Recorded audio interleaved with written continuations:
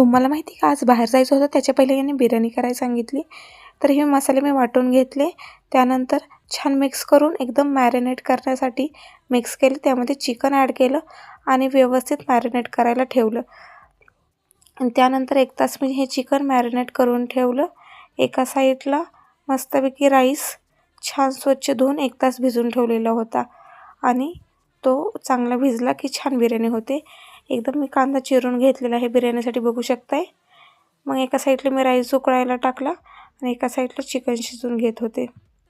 आणि आज काय झालं, आज दिवसभर लाईट नव्हती, त्यामुळे बराच वेळ असा वाया गेला आणि त्यामुळे जास्त काही शूट करू शकले नाही.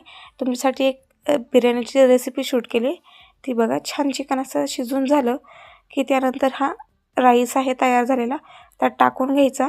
मी स्मोक देण्यासाठी छान कोळसा तयार करून घेतलेला आहे गरम.